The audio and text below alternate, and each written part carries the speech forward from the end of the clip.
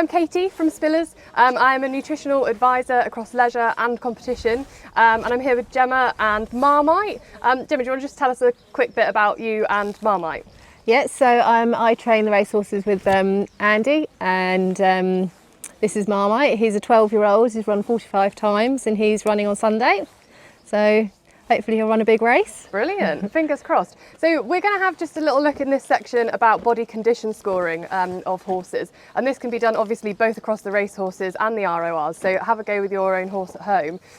Body condition scoring looks at the fat covering across the horse basically. Really important that we emphasise that this actually really doesn't take into account muscle. Body condition scoring really is the assessment of fat over the horse's body. And it's actually one of the most reliable ways for you to assess whether your horse is getting the correct amount of calories in or not. There's a couple of different scales that can be used. We use the 1 to 9 scale. So essentially, in simple terms, 1 is your thin end and 9 is your fat end. So 5 is perfect. So we should always be aiming for a perfect 5. Potentially with a racehorse in full training, somewhere more around a 4.5 may be acceptable. Obviously they're in a real high intensity level of work, so can be a little bit different for them. So we'll just have a little quick of a look at Marmite's body condition score. There's a couple of different areas that we look at that we score, and then we have like basically an overall average. So starting sort of over the neck here, I mean he is a pretty perfect example. So just looking for any particular areas of fat padding but not wanting to see anything too concaved through the neck here, so it's absolutely perfect.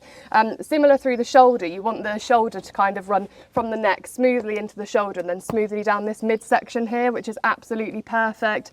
Again, over the withers, just not wanting any particular areas of fat bulging up here. He's pretty perfect. Now through this midsection here, which we often we'll see with racehorses, and this is where I say that 4.5 thing comes into play. Ideally, you'd aim to be able to easily feel the ribs, but not necessarily see them. This is really normal with a racehorse like Marmite because he's in full training. So you can obviously just about see the outline of them if you stand at a particular angle. So for him and for his level of work, this is absolutely perfect.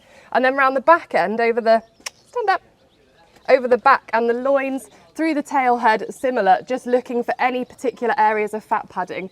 It's really important when you're body condition scoring to really get yourself hands-on. It's really hard to tell from just looking. You need to be able to feel. A good rule of thumb, normally is a good guide, not always, is that if it's squishy, it's probably fat. If it's a little bit more firm, it's muscle. Not always, but a really good guideline. And so perfect, nothing particular to see through the tail head either.